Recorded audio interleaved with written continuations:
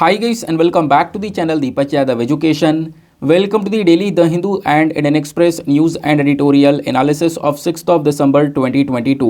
तो गाइज आज है तारीख 6 दिसंबर 2022। देखेंगे आज के द हिंदू और इंडियन एक्सप्रेस कंप्लीट न्यूज़पेपर को एनालाइज करेंगे। बट लेक्चर में आगे बढ़ने से पहले अगर आप लोगों को इस लेक्चर का पीडीएफ चाहिए तो क्या करना है, सबसे पहले डाउनलोड करना है टेलीग्राम, देन उसके बाद जाके सर्च बॉक्स में टाइप करना Deepak Yadav education UPSC. As you can see guys आप लोगों को ये वाला चैनल मिल जाएगा, इस पर क्लिक करना और जाकर इस चैनल को ज्वाइन कर लेना। ज्वाइन करने से फ़ायदा क्या होगा, यहाँ पर डेली बेसिस पर लेक्चर का पीडीएफ मिल जाता है, डेली करंट अफेयर के वीडियो का पीडीएफ मिल जाता है और डेली बेसिस पर बहुत सारे डिजिटल नोट्स मिल जाते हैं। नाउ बढ़ते हैं आगे बढ़ने से पहले हमेशा की तरह हम लोग अपने लेक्चर को एक मैप के क्वेश्चन के साथ स्टार्ट करेंगे। तो आज आप सभी लोगों को मैप में जाकर देखना है नेपाल को काफ़ी ज़्यादा न्यूज़ में, इसको अच्छे से मैप में देखना कौन कौन सी कंट्रीज़ के साथ में बाउंड्रीज़ को शेयर करता है, इवन भारत के कौन कौन से स्टेट्स के साथ में बाउंड्रीज़ को शेयर करता है। ये सारी चीज़ें अच्छे से मैप में देखने के बाद आकर नीचे कॉमेंट सेक्शन में टाइप करना, जिससे कि आप लोग इसको लंबे समय तक याद रख पाओगे। साथ ही साथ एक क्वेश्चन सॉल्व करेंगे जो कि यूपीएससी प्रीवियस ईयर साल 2020 के प्रीलिम्स में पूछा गया था। डेली बेसिस पर हम लोग यहाँ पर एक प्रीवियस ईयर क्वेश्चन को भी सॉल्व करते हैं। क्वेश्चन क्या बोलता है, which of the following are the most likely places to find the musk deer in its natural habitat. देखो यहाँ पर आपको क्वेश्चन के अंदर 4 अलग अलग जगह के नाम दिए गए, जिसमें 2 वाइल्ड लाइफ सेंचुरीज हैं और 2 नेशनल पार्क हैं। पूछा यह जाता है कि जो मस्क डियर है वो इन चारों जगह में से कौन कौन सी जगह पर देखने को मिलता है। पहली जगह का नाम है अस्कोट वाइल्ड लाइफ सेंचुरी, दूसरा है गंगोत्री नेशनल पार्क, तीसरा किशनपुर वाइल्ड लाइफ सेंचुरी, चौथा मानस नेशनल पार्क। अब बताना यह कि इन चारों जगह में से कौन कौन सी जगह हैं, उसको लेकर नीचे ऑप्शन दिए गए हैं। Option A 1 and 2 only, option B 2 and 3 only, option C 3 and 4 only, या फिर ऑप्शन डी 1 and 4 ओनली। तो इसका सही आंसर आप सभी को नीचे कमेंट सेक्शन में देना है। एटलीस्ट सभी को इसमें पार्टिसिपेट करना है, जैसे मैं आप लोगों से डेली बेसिस पर बोलता हूं। बाय द वे इसका जो करेक्ट आंसर है वो मैंने आपको टेलीग्राम पर प्रोवाइड करवा दिया है, वहां से भी चेकआउट कर सकते हो। और अगर वहां पर आंसर नहीं मिलता है तो भी कोई परेशान होने की ज़रूरत नहीं है, वीडियो के लास्ट में इसके करेक्ट आंसर का डिस्कशन हम लोग करेंगे। तो चलो शुभ आरंभ करते हैं और चलते हैं हम लोग सबसे पहले इंपॉर्टेंट आर्टिकल की तरफ। देखो जो आज का थंबनेल वाला आर्टिकल है ना, उसके बेसिस के ऊपर एक एडिटोरियल है, तो जब हम एडिटोरियल कवर करेंगे तो थंबनेल वाला आर्टिकल भी कवर हो जाएगा। ये बात मैं आज क्यों बता रहा हूँ, क्योंकि आपको पता होगा हमेशा जब भी हम लोग वीडियो स्टार्ट करते हैं तो स्टार्टिंग में ही थंबनेल वाला आर्टिकल कवर कर लेते हैं, तो उसके लिए आप परेशान ना हो, इस चक्कर में मैंने यहाँ पर आपको पहले ही इन्फॉर्मेशन दे दी है। तो आज के न्यूज़पेपर में फ्रंट पेज पर सबसे पहला इंपॉर्टेंट आर्टिकल आता है ये वाला। इस वाले आर्टिकल को आप लोग GS paper number 2 international relation से रिलेट कर पाओगे। क्या बात की जा रही है, इंडिया और जर्मनी के रिलेशंस के बारे में डिस्कशन किया जा रहा है। हुआ क्या कि इंडिया और जर्मनी ने मिलकर कुछ इश्यूज़ के ऊपर चर्चा करी है। रिसेंटली जर्मनी की जो फॉरेन मिनिस्टर हैं वो इंडिया आती हैं और हमारे एक्सटर्नल अफेयर मिनिस्टर और वहाँ की जो फॉरेन मिनिस्टर हैं इनके बीच में ढेर सारा डिस्कशन हुआ। और डिस्कशन के दौरान इंडिया जर्मनी ने मिलकर एक माइग्रेशन एग्रीमेंट को भी साइन कर लिया है। ये माइग्रेशन एग्रीमेंट क्या करेगा, कैसे काम करेगा, सब कुछ आगे डिस्कस करेंगे। साथ ही साथ में इस टॉपिक के अलावा एक और टॉपिक यहाँ पर उठाया गया रशियन ऑयल परचेज को लेकर। तो उस बेसिस पर हमारे एक्सटर्नल अफेयर मिनिस्टर ने एक बहुत करारा जवाब दिया है। वो जवाब दिया है वो भी हम लोग यहाँ पर समझेंगे। अब ये तो आपने पहली बात तो समझा, मैंने आपको एक ओवरव्यू दिया है आर्टिकल का कि क्या क्या यहाँ पर चर्चा की जा रही है। जब ये इंडिया और रशिया के जो लीडर्स हैं जब आपस में मिलकर बातचीत कर रहे थे तो यहाँ पे जो भी आप कह सकते हो पर्सन्स बैठे हुए थे, जो मीडिया वाले लोग बैठे हुए थे ना, उन्होंने यहाँ पर एस जयशंकर साहब से एक सवाल पूछा। सवाल ये था कि रशिया से आप अभी भी ऑयल परचेज कर रहे हो, ऐसा क्यों। तो इसके रिस्पॉन्स में जो एक्सटर्नल अफेयर मिनिस्टर हैं उन्होंने ये बोला कि आप हमें देखने की बजाय पहले देखो यूरोप को। यूरोपियन जो कंजम्पशन है ना वो बहुत ज़्यादा है। रशिया का जो ऑयल है वो आज के समय पर यूरोप सबसे ज़्यादा कंज्यूम कर रहा है और यूरोप का 1/6 यानी कि 1/6 जो यहाँ पर ऑयल है वो केवल और केवल इंडिया कंज्यूम कर रहा है। मतलब आप इंडिया को देखोगे और यूरोप को कंपेयर करोगे तो दोनों के बीच में एक बहुत बड़ा गैप है। आप सवाल बार बार ये उठा रहे हो कि हम रशिया से तेल क्यों परचेज कर रहे हैं, रशिया यूक्रेन पर अटैक कर रहा है, हम रशिया को फंडिंग प्रोवाइड करवा रहे हैं इसी तेल परचेज कर। इस प्रकार से भारत के ऊपर क्वेश्चन उठाने से पहले आप एक बार यूरोप को देखो। यूरोप ढेर सारा तेल परचेज कर रहा है, भारत उसका 1/6 भी परचेज नहीं कर रहा है।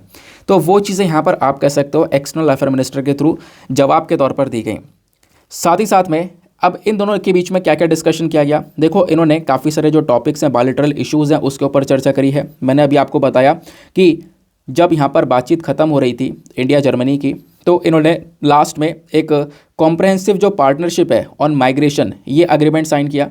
इससे क्या होगा, इससे यहाँ पे ट्रैवलिंग बहुत आसान हो जाएगी, यानी कि जो वीज़ा वगैरह को लेकर जो भी प्रॉब्लम्स हुआ करती थी वो इतनी होंगी नहीं, इंडिया से लेकर जर्मनी और जर्मनी से लेकर वापस इंडिया। तो इसको लेकर जो ट्रैवलिंग है वो बहुत ज़्यादा आसान हो जाएगी। ट्रैवलिंग करने के लिए मतलब आप कह सकते हो ट्रैवल जो होगा स्टडी के लिए, रिसर्च के लिए, जो वर्किंग पीपल है उनके लिए बहुत ज़्यादा आसान हो जाएगा। तो इस प्रकार से यहाँ पर इस एग्रीमेंट को साइन किया गया। इस एग्रीमेंट के बाद यहाँ पर कुछ और टॉपिक्स उठाए गए इंडिया जर्मनी के थ्रू, जैसे कि आप देखोगे चाइना, अफगानिस्तान और पाकिस्तान के इश्यूज़ को लेकर चर्चा करी गई है, इंडो पैसिफिक वाले रीजन को लेकर चर्चा करी गई है। क्या चर्चा करी है उसके बारे में कोई यहाँ पर डिटेलिंग नहीं है, बस हाँ इन टॉपिक्स के ऊपर डिस्कशन किया गया है, इतना यहाँ पर आपने ध्यान में रखना है। ठीक है, तो इंडिया जर्मनी न्यूज़ में बने हुए हैं। तो आज आप लोगों को नेपाल तो मैप में देखना ही है, जर्मनी को भी मैप में देखना है। बाकी माइग्रेशन एग्रीमेंट क्या है मैंने आपको बता दिया। अब लोगों को यहाँ पर ट्रैवल करने में काफ़ी ज़्यादा आसानी देखने को मिलने वाली है। अब ये तो हमने पढ़ लिया आर्टिकल। अब यहाँ से कोई सवाल बन सकता है क्या? प्रीलिम्स में कोई सवाल बन सकता है? हाँ, प्रीलिम्स में एक दो सवाल बन सकते हैं। कहाँ कहाँ से बन सकते हैं वो मैं आपको आगे बताऊँगा। उसके अलावा मेंस में कोई सवाल बन सकता है? हाँ, मेंस में आपसे डायरेक्टली इंडिया जर्मनी के रिलेशंस पूछे जा सकते हैं। जैसे पहले काफ़ी बार India Russia, India China, India USA, ऐसे ढेर सारे रिलेशंस पूछे गए हैं, पहले भी आपने मेंस के पेपर देखे होंगे, है ना।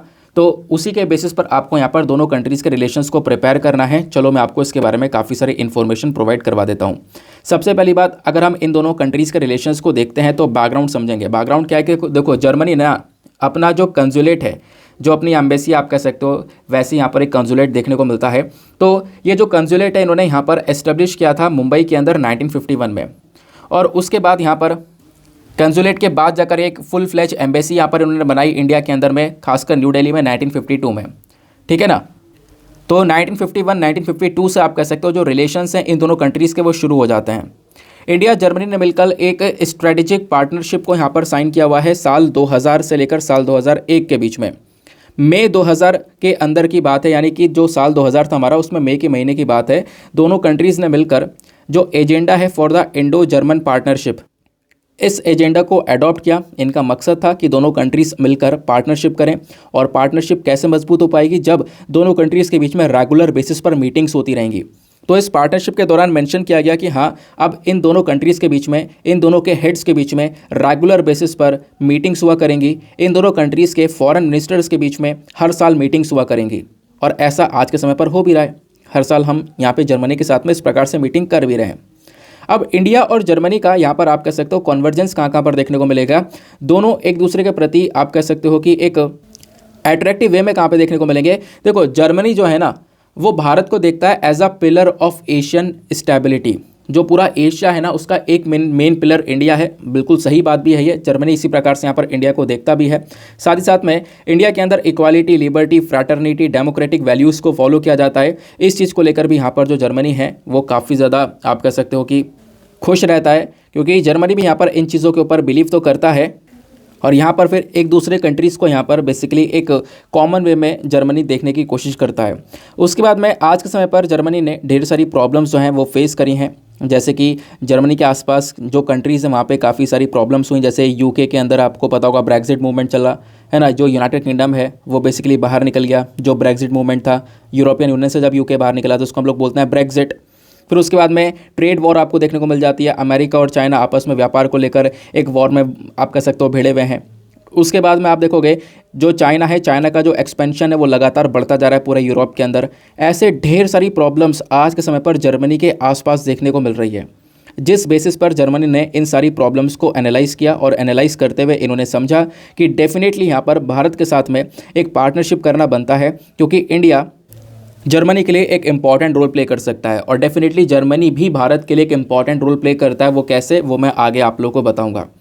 तो जर्मनी चाहता है यहाँ पे अपने रिलेशंस को और ज़्यादा डाइवर्सिफाई किया जाए। अभी यूएस, चाइना, रशिया इन सब चीज़ों के बीच में ही, इन सब कंट्रीज़ के बीच में फंसा हुआ है। इनके बीच में जो डिस्प्यूट्स हैं उसके बीच में यहाँ पर जर्मनी लटका हुआ है। तो अब इसकी कोशिश है अपने रिलेशंस को थोड़ा और ज़्यादा डाइवर्सिफाई किया जाए, और उसके लिए इसको भारत ज़्यादा बेटर लगता है। अब ये तो हमने यहाँ पे जर्मनी के लिए भारत का क्या इंपॉर्टेंस है इसको समझा। अब बात करते हैं कि जर्मनी का इंपॉर्टेंस भारत के लिए क्या है, वो हम लोग समझने की कोशिश करेंगे। उसके लिए सबसे पहला पॉइंट आता है वो है बायलैटरल ट्रेड।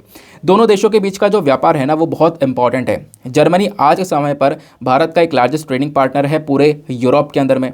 इंडिया ढेर सारी चीज़ें एक्सपोर्ट करता है जर्मनी के अंदर में, और साथ ही साथ में जर्मनी से ढेर सारी चीज़ें इंपोर्ट भी करता है। लेकिन जो सामान हम एक्सपोर्ट करते हैं उसमें आता है टेक्सटाइल सेक्टर का सामान हो गया, chemical products, electrical engineering products, metal, leather goods, food stuff, ये सारी चीज़ें हम लोग यहाँ पर आज के समय पर जर्मनी को बेचते हैं। तो यहाँ से हमारा रेवेन्यू जनरेशन होता है। तो जर्मनी इसलिए भी इंडिया के लिए इंपॉर्टेंट बन जाता है। उसके बाद आप देखोगे इन्वेस्टमेंट का मामला। दिसंबर 2018 का हमारे पास में एक डेटा है जर्मनी का, यानी कि जर्मनी का जो डायरेक्ट इन्वेस्टमेंट था इंडिया के अंदर में वो टोटल 11.4 बिलियन यूएस डॉलर्स के पास में था। और फिर उसका 2019 में थोड़ा कम हो गया इन्वेस्टमेंट, 2020-21 में कोरोना की वजह से और कम हो गया। अभी जो लेटेस्ट डेटा है वो अभी रिलीज़ होना है, तो उसका डेटा भी हमें पता चलेगा 2022 का कि क्या सिचुएशन है। ठीक है ना। तो आप कह सकते हो कि अभी इन्वेस्टमेंट के मामले में भी जो जर्मनी है वो इंडिया के लिए एक इंपॉर्टेंट रोल प्ले करता है। उसके बाद टेररिज्म एक ऐसा टॉपिक है जिसको लेकर इंडिया हमेशा से चर्चा करता है। आतंकवाद को ख़त्म करने की कोशिश इंडिया लंबे समय से कर रहा है, और इसमें जर्मनी का एक सपोर्ट मिलता है, क्योंकि इंडिया और जर्मनी दोनों मिलकर अपना पर एक कमिटमेंट दिखाते हैं कि हाँ, हम टेररिज्म के अगेंस्ट में लड़ेंगे, और जर्मनी इस मामले में इंडिया को पूरी तरह से सपोर्ट भी करता है, ऐसा आप कह सकते हो। उसके बाद में एक और टॉपिक आता है G4 ग्रुपिंग का, बहुत इंपॉर्टेंट है। यहाँ से आपसे प्रीलिम्स में भी सवाल बन सकते हैं। ठीक है ना। जैसे आपने G7 ग्रुप के बारे में सुना है, G8 के बारे में सुना है, G20 के बारे में सुना है ना, वैसे यहाँ पर आपको G4 देखने को मिलेगा। जैसे ग्रुप G7 के अंदर 7 कंट्रीज़ हैं, G8 के अंदर 8 कंट्रीज़, G20 के अंदर 20 कंट्रीज़ हैं, वैसे यहाँ पर G4 के अंदर 4 कंट्रीज़ हैं। वो 4 कंट्रीज़ कौन कौन सी हैं? एक तो इंडिया जर्मनी हो गए, इंडिया जर्मनी के अलावा इसमें ब्राज़ील जापान और ऐड कर दोगे तो ये 4 कंट्रीज़ मिलकर G4 ग्रुप बनाती हैं। अच्छा चलो, ये सारे ग्रुप बने हैं अपने अपने पर्पज़ की वजह से। अब ये G4 का पर्पज़ क्या है? G4 का पर्पज़ ये है कि ये जो चारों कंट्रीज़ हैं इसके अंदर, ये चारों कंट्रीज़ एक दूसरे को सपोर्ट करती हैं कि हाँ, इन कंट्रीज़ को भी यूनाइटेड नेशन सिक्योरिटी काउंसिल के अंदर एक परमानेंट सीट मिलनी चाहिए। आपको पता होगा यूनाइटेड नेशन सिक्योरिटी काउंसिल के अंदर टोटल 15 सीट हैं, जिसमें से 10 नॉन परमानेंट सीट हैं और 5 परमानेंट सीट हैं। जो 5 परमानेंट सीट हैं वो किस किस के पास में है? यूएसए के पास में है, चाइना के पास में है, रशिया के पास में, फ्रांस के पास में, और साथ ही साथ में यूके के पास में। ये 5 देश हैं, जिसमें ये जो G4 कंट्रीज़ हैं, इंडिया, जर्मनी, ब्राज़ील, जापान, ये चारों कंट्रीज़ की मांग है कि हमें भी परमानेंट सीट मिलनी चाहिए इस यूनाइटेड नेशन सिक्योरिटी काउंसिल में, जिसको लेकर ये चारों ही कंट्रीज़ एक दूसरे को सपोर्ट करती हैं। इस वजह से यहाँ पर ये G4 ग्रुपिंग को बनाया गया। उसके बाद यहाँ पे आपने देख लिया ना कि हाँ, किस प्रकार से जर्मनी इंडिया के लिए इंपॉर्टेंट रोल प्ले करेगा और इंडिया जर्मनी के लिए। फिर उसके बाद में साइंस एंड टेक की बात करेंगे तो जर्मनी जो है इंडिया का second most important research partner कहलाता है पूरे दुनिया भर में। पहले नंबर पर यूएस आपको देखने को मिलेगा। फिर उसके बाद में बहुत सारे पोस्ट ग्रेजुएट स्टूडेंट्स देखने को मिलेंगे जर्मनी और इंडिया के अंदर में, है ना। बहुत सारे लोग यहाँ पर इंडिया से जाते हैं जर्मनी पढ़ाई करने के लिए। और अभी यहाँ पे जो ये अग्रीमेंट किया गया है ना, इसमें यहाँ पे आप देख पाओगे एक्सचेंज स्टूडेंट्स अग्रीमेंट भी देखने को मिलेगा, जहाँ पर जर्मनी से ढेर सारे बच्चे आएंगे पढ़ाई करने के लिए भारत के अंदर, भारत का एजुकेशन सिस्टम समझेंगे। इंडिया से ढेर सारे लोग ऑब्वियस सी बात है जर्मनी जाएंगे, वहाँ का एजुकेशन सिस्टम समझेंगे। तो उस चीज़ को लेकर भी अभी यहाँ पर इस अग्रीमेंट में डिस्कशन किया हुआ है। फिर आता है टॉपिक रिन्यूएबल एनर्जी का। जर्मनी यहाँ पर रिन्यूएबल एनर्जी में भी एक बहुत इंपॉर्टेंट कंट्री है, क्योंकि जर्मनी एक ऐसा देश है जहां पर आप कह सकते हो कि जिसको बोला जाता है कि सोलर पावर के मामले में एक सबसे बड़ा प्रोड्यूसर है पूरे दुनिया भर में। तो जर्मनी भारत की मदद कर सकता है इंटरनेशनल सोलर अलायंस के पर्सपेक्टिव से। आपको पता होगा इंटरनेशनल सोलर अलायंस, इस बॉडी को इंडिया फ्रांस ने मिलकर बनाया हुआ है। यहाँ पे हमारा टारगेट है कि हम लोग क्या कर सके, दुनिया भर के अंदर जो सोलर पावर है इससे यहाँ पे इलेक्ट्रिसिटी को जनरेट कर सके, यानी रिन्यूएबल एनर्जी के ऊपर फोकस किया जा रहा है। तो जर्मनी यहाँ पर एक इंपॉर्टेंट रोल प्ले कर सकता है इंडिया के साथ में मिलकर, ऐसा कह सकते हो। तो कहोगे अच्छी बात है, मतलब रिलेशंस तो काफ़ी ज़्यादा अच्छे हैं, ठीक है, तो क्या कोई इशू नहीं है? तो कहीं ना कहीं कोई ना कोई प्रॉब्लम आई जाती है दो कंट्रीज़ के रिलेशंस के बीच में। तो यहाँ पे क्या प्रॉब्लम निकल कर आई है, अब उस चैलेंज के बारे में डिस्कस करते हैं। चैलेंज है यहाँ पर कश्मीर के बारे में। जो जर्मनी है ना, वो कश्मीर वाले मुद्दे पर कभी कभी बोलने लगता है, ऐसा देखने को मिला है। इनफैक्ट जो यहाँ पर अभी ये फॉरेन मिनिस्टर आई हैं, आपको जो ये दिख रही हैं पिक्चर के अंदर, जिन्होंने इंडिया में विजिट किया है, इनका नाम है एनालिना बेरबॉक। इनको भी लेकर इंडिया में एक बार चर्चा हुई है। क्यों? क्योंकि इन्होंने भी यहाँ पर कश्मीर को लेकर कुछ बात बोल दी थी कि हाँ, कश्मीर का जो इशू है वो यूनाइटेड नेशन के अंदर उठाना चाहिए, उसको लेकर बातचीत करनी चाहिए। भले यहाँ पर इंडिया और पाकिस्तान का ये बेसिकली इंटरनल इशू हो, लेकिन उसके बावजूद भी यहाँ पे इस मैटर को इंटरनेशनल लेवल पर लेकर आना चाहिए। तो इस केस इनकी आलोचना भी काफ़ी ज़्यादा हुई थी। तो जर्मनी जो है ना, ये कश्मीर को लेकर काफ़ी सारी बातें बोलता है जो कि कहीं ना कहीं इंडिया के अगेंस्ट में चली जाती है। इसके बेसिस पर रिलेशंस थोड़े से अफेक्ट हो जाते हैं। अदरवाइज़ आप देखोगे रिलेशंस कहाँ पर स्टैंड करते हैं वो मैंने आपको ऑलरेडी बता दिया। तो मेंस के लिए टॉपिक तैयार हो गया और प्रीलिम्स के लिए भी यहाँ पे कोई सवाल बनेगा तो तैयार हो जाएगा, यानी कि प्रीलिम्स मेंस दोनों की तैयारी साथ में चल रही है। ठीक है ना। चलो नेक्स्ट आर्टिकल पर आते हैं। लेकिन आगे बढ़ने से पहले मेक श्योर करना वीडियो पे जो लाइक का बटन है यार उसको प्रेस कर देना।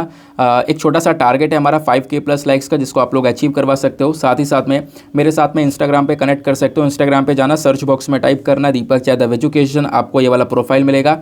यहाँ पे आप मेरे साथ में पर्सनली कनेक्ट कर पाओगे। और फिर एक छोटी सी बात और जो हमेशा बोलता हूँ, आपसे जो भी सवाल पूछे जाएँ वीडियो में प्लीज़ उनका आंसर नीचे कॉमेंट सेक्शन में दिया करो। आज का जो प्रीलिम्स का क्वेश्चन है थोड़ा सा टिपिकल है, थोड़ा सा यहाँ पर परेशान कर सकता है, बट फिर भी यहाँ पर आपको उसका आंसर देना है, सर्च करना है, थोड़ा दिमाग को परेशानी में डालना है ना, ताकि यहाँ पर आप उसका आंसर दे सको। बाकी यार वीडियो थोड़ा सा लेट हो रहा है, मुझे पता है। मेरी कोशिश रहेगी कि मैं कल से टाइम पर अपलोड करूं, लेकिन मैं पता है यार इसमें कुछ भी नहीं कर सकता हूं, क्योंकि जो आर्टिकल्स है वो बहुत देर से अपलोड हो रहे हैं। और आपको पता होगा मुझे बैकग्राउंड इन्फॉर्मेशन जुटानी होती है रोज़, बाकी लोग नहीं जुटाते हैं, मुझे पता है। वरना मतलब इतना डिफरेंस तभी न्यूज़पेपर एनालिसिस के अंदर देखने को मिलता है। भले यहाँ पर 8:30 बजे तक अपलोड हो रहा हो ये वीडियो, उसके बावजूद भी यहाँ पर ढेर सारे लोग देखते हैं, बहुत लोगों का ये पसंदीदा वीडियो है। लेकिन सच में मैं इसमें कुछ नहीं कर सकता, क्योंकि आर्टिकल्स बहुत लेट आ रहे हैं। मतलब 4:30 बजे तक यहाँ पर न्यूज़पेपर पब्लिश नहीं हो रहा है। ऑब्वियसली बात है, अगर 4:30 बजे भी पब्लिश होगा, 4:10 4:20 पर पब्लिश होगा, तो मुझे बैठकर पढ़ना भी तो पड़ेगा ना। तो पढ़ने में मुझे कम से कम 1.5 घंटा 2 घंटा तो चाहिए ना। उसके बाद मतलब पढ़ने में भी इतना टाइम नहीं लगता, 1 घंटे में पढ़ के निपटा दो, लेकिन उसके बाद जो इन्फॉर्मेशन कलेक्शन है ना उसमें बहुत ज़्यादा टाइम लग जाता है। तो इस वजह से वीडियो थोड़ा सा डिले हो जा रहा है। अब मतलब कोशिश तो मेरी यही रहती है कि यार रोज़ाना की चलो अपलोड कर देंगे, जल्दी अपलोड कर देंगे, लेकिन आर्टिकल ही नहीं मिलता। ऑब्वियस ही बात है, न्यूज़पेपर ही नहीं होगा तो फिर डिस्कशन किस बात का रहेगा, है ना। तो वो चीज़ यहाँ पर देखने को मिल रही है।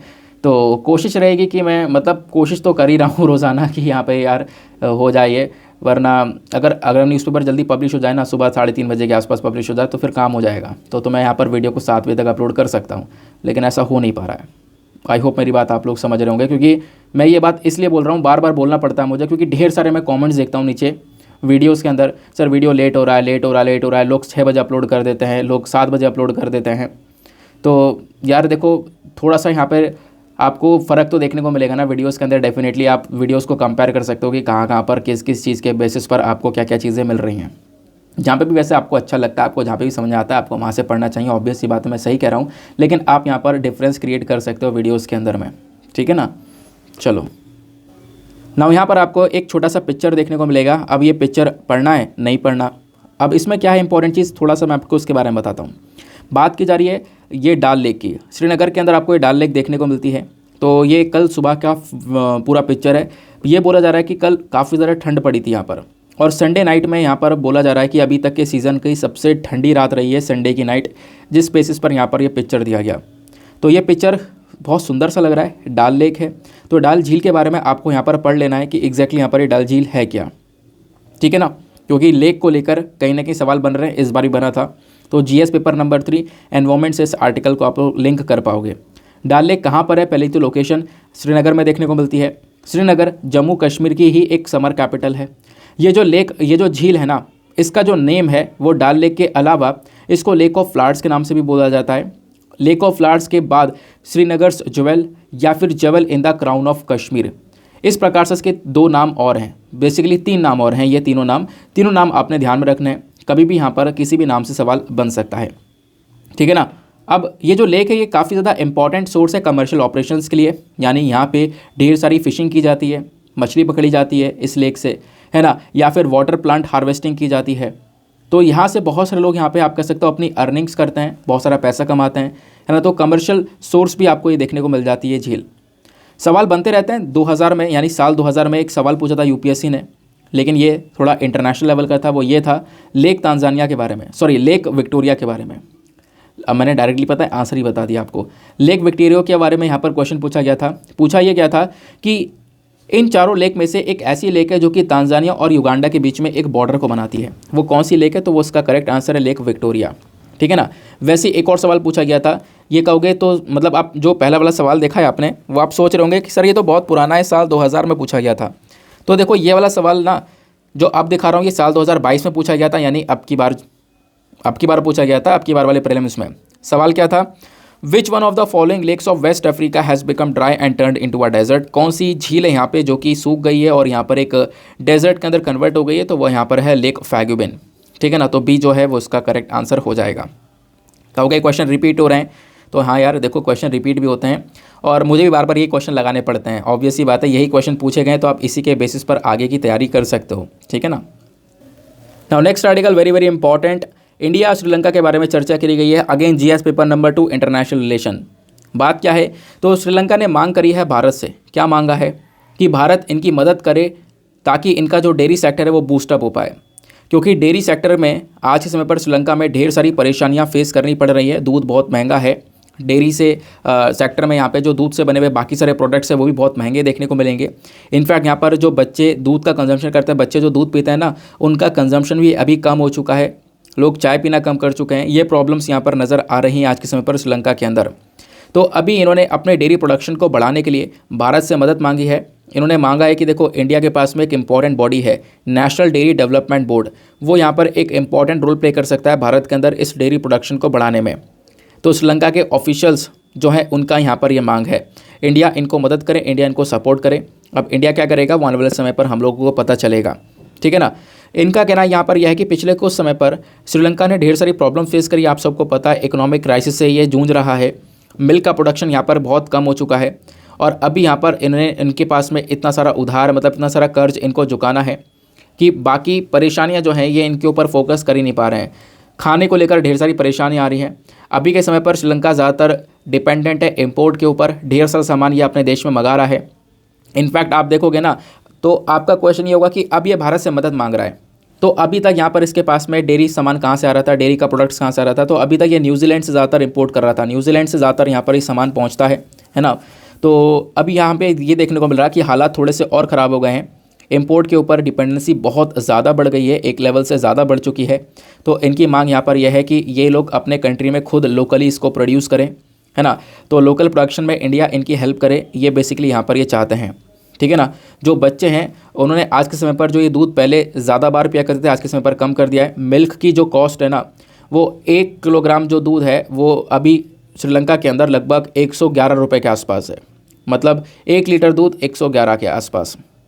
तो और जो मिल्क पाउडर है जो बच्चों को दिया जाता है वो 1 किलो का मिल्क पाउडर लगभग 300 रुपये के आसपास है। तो आप इमेजिन कर सकते हो महंगाई कितने बड़े लेवल पर यहाँ पर श्रीलंका में चल रही है। ये बात क्लियर हो गई। तो अब यहाँ पे कहोगे इस आर्टिकल में पढ़ना क्या था, कुछ खास बात थी क्या, मतलब इंडिया से हेल्प क्यों मांगी, आप ये चीज़ समझो। इंडिया से हेल्प क्यों मांगी इन्होंने, इसलिए मांगी क्योंकि इंडिया डेयरी सेक्टर में एक सबसे बड़ा यहाँ पर आप कह सकते हो इंपॉर्टेंट रोल प्ले करता है।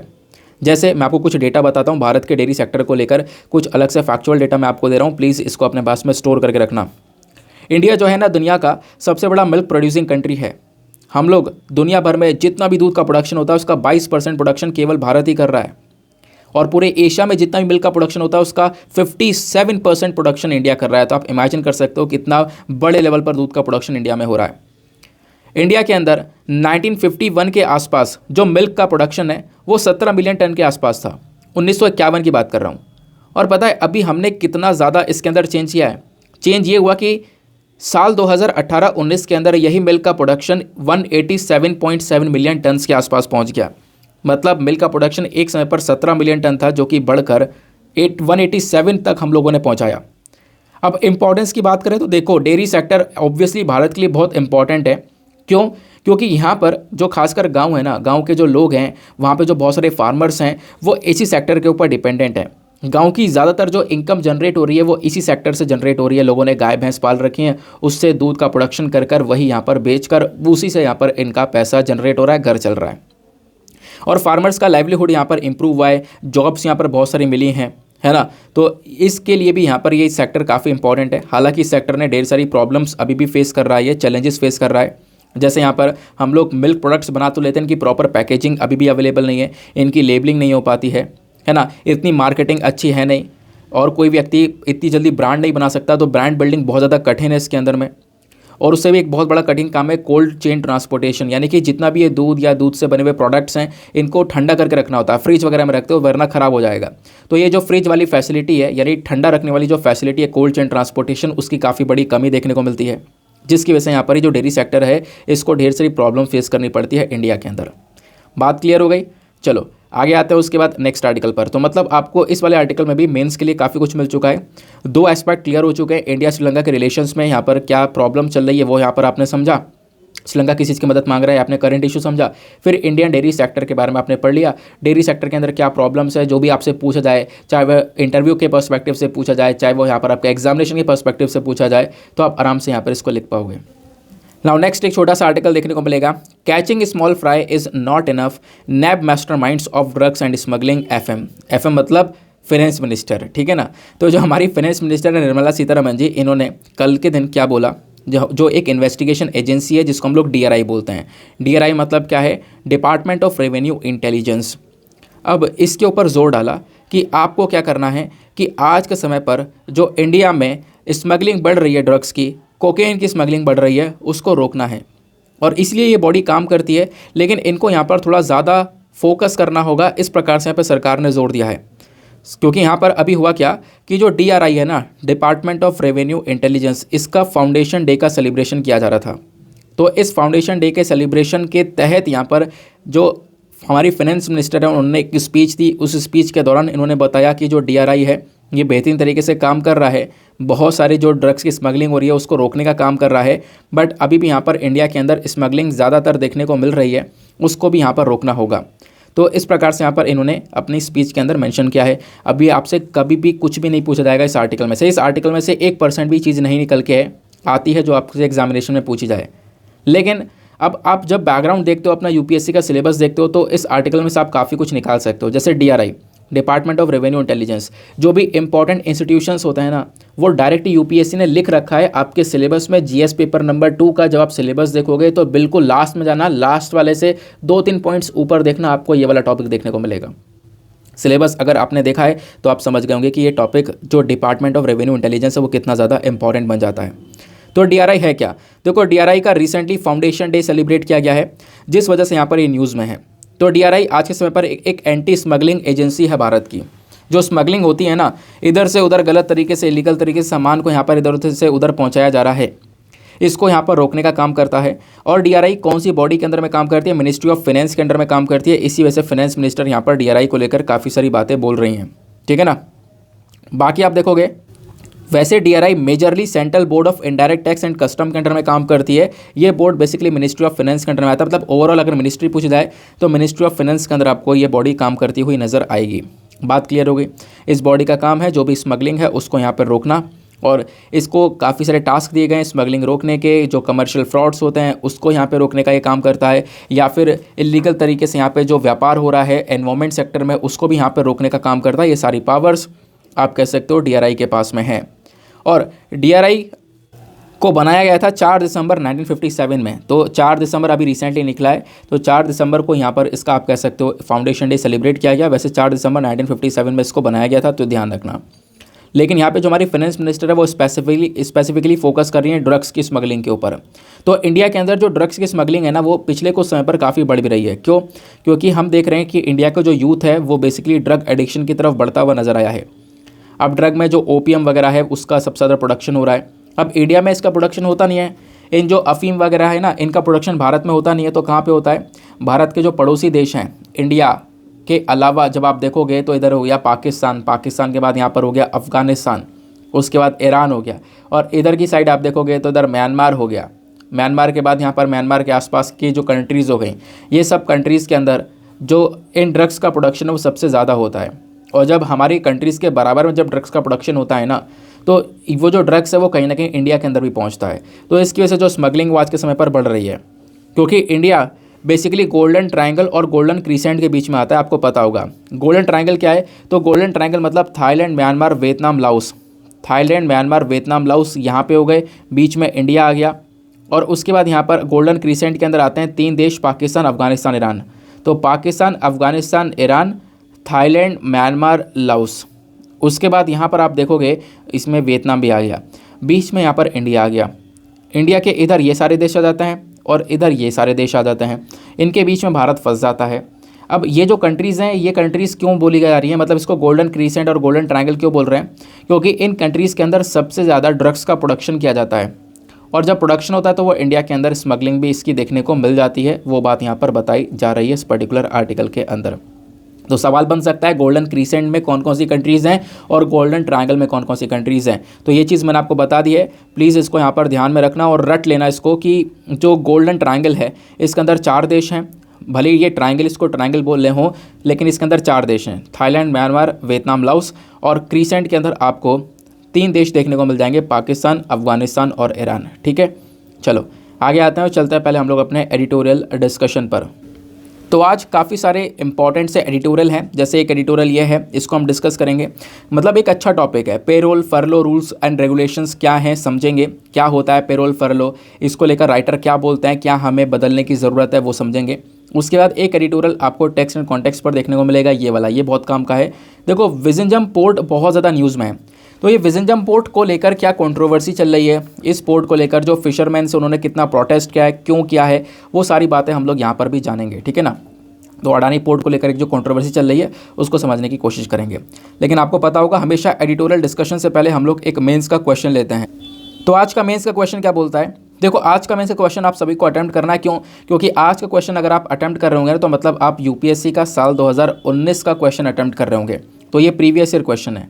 क्वेश्चन क्या बोलता है, कल ही मैंने आप लोगों को बताया था चाइना के त्यांगोंग स्पेस स्टेशन के बारे में, याद आ रहा होगा। और जब त्यांगोंग स्पेस स्टेशन के बारे में बताया था तो भारत के इंटरनेशनल स्पेस स्टेशन के बारे में, भारत के स्पेस स्टेशन के बारे में बताया था कि 2030 तक हम इसको डेवलप करेंगे, है ना। कल याद आ रहा होगा, सारी चीज़ें बताई हैं मैंने, नहीं पढ़ा है तो आप लोग एक बार पीछे वाला वीडियो जाओ, कल वाला आपने देखा होगा। तो उसी के बेसिस पर सवाल है। सवाल क्या है, what is India's plan to have its own space station and how it will benefit our space program. देखो इंडिया का क्या प्लान है अपना खुद का स्पेस स्टेशन बनाने में, साथ ही साथ में आपको बताना है कि ये जो स्पेस स्टेशन है वो कैसे हमारे स्पेस प्रोग्राम को बहुत ज़्यादा फ़ायदा पहुंचाने वाला है।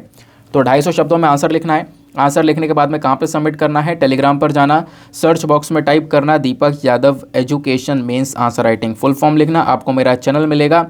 और वहाँ पर लगभग 40,000 से ज़्यादा लोग ऑलरेडी जुड़ चुके हैं जो कि डेली बेसिस पर आंसर्स को लिख रहे हैं।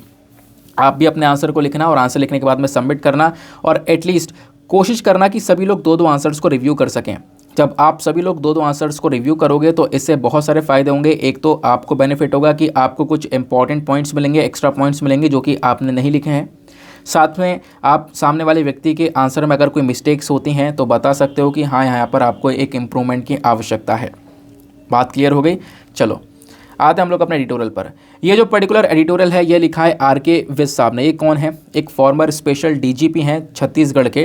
तो इन्होंने मेंशन कर रखा है जो मेरे व्यूज़ हैं वो काफ़ी ज़्यादा पर्सनल हैं, पर्सनल बेसिस पर यहाँ पर उन्होंने इस आर्टिकल को लिखा हुआ है। अब देखो राइटर का नाम वगैरह ध्यान में नहीं रखना होता है, मैंने आपको पहले ही बता रखा है, बस मैं आपको बता रहा हूँ कि हाँ इनके ये वैसे आर्टिकल लिखते रहते हैं। इनके बारे में मैंने कई बार बहुत सारे आर्टिकल्स पढ़े हैं, काफ़ी अच्छे पॉइंट्स यहाँ पर ये मेंशन करते हैं। बहुत इंपॉर्टेंट क्राइम वगैरह को लेकर आर्टिकल्स उन्होंने पहले भी काफ़ी ज़्यादा लिखे हैं और हमने डिस्कस भी किया। ऑब्वियस सी बात है, ट्रैफिक रूल्स को लेकर, रोड सेफ्टी को लेकर, अब याद आ रहा होगा आपको, है ना। चलो अब ये क्या मेंशन करते हैं, ये मेंशन करते हैं किस चीज़ के बारे में, पेरोल और फरलो के रूल्स एंड रेगुलेशंस के बारे में। क्या है ये बात, इसको समझते हैं। देखो जब भी यहाँ पर किसी व्यक्ति को अरेस्ट करा जाता है ना, कोई कैदी है तो उसको कुछ टाइम पर छोड़ा भी जाता है ना। याद ही आप कह सकते हो कि कभी वो बहुत लंबे समय से यहाँ पर उसको जेल में बंद कर रखा है तो कुछ टाइम राहत के लिए उसको छोड़ दिया, या फिर उसके घर में कोई किसी की डेथ हो गई या किसी की मैरिज है तो बेसिकली यहाँ पर कुछ टाइम के लिए उसको छोड़ दिया जाता है। तो पेरोल और फरलो की कैटेगरीज होती हैं। तो क्या होता है पेरोल फरलो, पहले हम इसको समझते हैं। पेरोल क्या होता है मैं आपको डायरेक्टली ये बताता हूँ, क्योंकि अगर आपने ये बेसिक नहीं समझा तो आर्टिकल समझ में आएगा ही नहीं। पेरोल बेसिकली एक ऐसा सिस्टम है जहाँ पर कैदी को छोड़ दिया जाता है, रिलीज़ कर दिया जाता है ना। एक कंडीशन के बेसिस पर रिलीज़ कर दिया जाता है कुछ टाइम पीरियड के लिए, ऐसा नहीं है कि हमेशा के लिए छोड़ दिया। 40 दिन, 45 दिन, जो भी यहाँ पर एक टाइम पीरियड होगा, जितने दिन में उसका फंक्शन निपट जाएगा, जो भी चीज़ें चल रही होंगी, तो उसके बेसिस पर यहाँ पर उसको छोड़ा जाता है। तो पेरोल यहाँ पर किसी भी कैदी का हक नहीं है, उसका राइट नहीं है कि वो ऐसी मांग नहीं कर सकता हाँ मुझे पेरोल चाहिए। लेकिन यहाँ पर फिर भी किसी ना किसी स्पेसिफिक रीज़न की वजह से उसके फैमिली में किसी की डेथ हो गई है या किसी की शादी है तो उसके बेसिस पर यहाँ पर उसको पेरोल दे दिया जाता है, ठीक है ना। और आपका सवाल होगा तो अगर वो पेरोल के लिए परमिशन मांगेगा तो हम मना कर सकते हैं? हाँ बिल्कुल, यहाँ पर उसको मना भी किया जा सकता है। मान लो अगर कोई केस ऐसा भी है जो कहीं ना कहीं यहाँ पर व्यक्ति थोड़ा सा खतरनाक है, सोसाइटी को नुकसान पहुँचा सकता है, तो बेसिकली यहाँ पर वो पेरोल मना भी किया जा सकता है। अब पेरोल के बाद दूसरा कॉन्सेप्ट आता है फरलो का, ठीक है ना। पेरोल के बाद आता है फरलो। फरलो क्या है? फरलो भी यहाँ पर पेरोल की ही तरह है, लेकिन थोड़े बहुत डिफरेंसेस हैं। वो डिफरेंसेस क्या है? फरलो दिया जाता है लॉन्ग टर्म इम्प्रिजमेंट के बेसिस पर, यानी एक कैदी है जो कि बहुत लंबे समय से जेल में है, तो उसको यहाँ पर थोड़े टाइम के लिए यहाँ पर ये आप कह सकते हो छूट दी जाती है कुछ दिनों के लिए कि जाओ भैया यहाँ पर घूमकर आ जाओ, ठीक है ना। अब पेरोल में क्या होता है? पेरोल में मैंने आपको सारी चीज़ बताई, लेकिन पेरोल में मैंने आपको ये बताया था कि वो किसी भी कैदी का हक नहीं है, जबकि जो फरलो है ना, ये इनका राइट होता है, प्रिजनर का राइट होता है, हक होता है। प्रिजनर यहाँ पर इसकी मांग कर सकता है कि मैं बहुत लंबे समय से हूँ, मेरी कंडक्टिविटी अच्छी है, मेरा बिहेवियर अच्छा है, तो मुझे थोड़े टाइम के लिए यहाँ पर मुझे बाहर जाना है, ठीक है ना। फैमिलीज़ के साथ में यहाँ पर सोशल टाइज को इम्प्रूव करना है, जिसके बेसिस पर मतलब उसको फरलो दिया जा सकता है, आप ऐसा कह सकते हो, ठीक है ना। तो ये बताइएगा। उसके बाद में पेरोल और फरलो दोनों के दोनों यहाँ पर एक रिफॉर्मेटिव प्रोसेस है। यहाँ पर ये जो प्रोविजंस है ना, इनको लाया गया है ताकि हम अपने प्रेजेंट सिस्टम को ह्यूमनाइज कर सकें। यानी जो कैदी हैं, जो यहाँ पर आप कह सकते हो कि ये आपको प्रिजनर्स देखने को मिल रहे हैं जिन्होंने भी क्राइम करके यहाँ पर सब कुछ मतलब इनको अरेस्ट किया गया है, जो ये कैदी हैं, तो इन कैदी वो ये जो पूरा जेल का सिस्टम होता है ना, इसके अंदर एक ह्यूमैनिटी भी होनी चाहिए। इस चीज़ को यहाँ पर ये दर्शाता है पेरोल और साथ ही साथ में फरलो, क्योंकि उनको यहाँ पे थोड़े थोड़े टाइम के लिए छोड़ा जाता है, कुछ दिन के लिए, ऐसा नहीं हमेशा के लिए, कुछ कुछ दिन के लिए यहाँ पर छोड़ा जाता है। तो पेरोल और फरलो दोनों के दोनों प्रिजन्स एक्ट ऑफ 1894 के अंदर कवर किए जाते हैं, वो यहाँ पर आपको देखने को मिलेगा। ये तो मैंने आपको पहले एक बेसिक समझाया। अब मैं आपको एडिटोरियल पर लेकर चलता हूँ, राइटर के क्या पॉइंट ऑफ व्यू है, क्या इनका पर्सपेक्टिव है कहने का कि पेरोल फरलो क्या है और इसमें क्या क्या कमियाँ नज़र आ रही हैं आज के समय पर, हमें क्या करना चाहिए इसको लेकर। तो राइटर का यहाँ पर कहना है, देखो एक एक करके सारी चीज़ें वैसे आपको दिख रही होंगी। इनका यहाँ पर कहना है कि देखो हम लोग देखें तो पिछले कुछ समय पर मीडिया में जो देरा सचा सौदा चीफ जो गुरमीत राम रहीम, इनकी काफ़ी ज़्यादा चर्चा की गई है। क्यों? क्योंकि यहाँ पर 20 साल से यहाँ पर ये जेल में थे, क्योंकि 2 लोगों का रेप किया जिस केस यहाँ पर ये जेल में थे। उसके बेसिस पर आप कह सकते हो कि अभी कुछ समय के लिए जो अक्टूबर का महीना निकला है ना, उस अक्टूबर के महीने में लगभग 40 दिन के इनको पेरोल दिया गया, 40 दिन का यहाँ पे पेरोल दिया गया, यानी कि 40 दिन के लिए इनको यहाँ पर जेल से बाहर निकाला गया।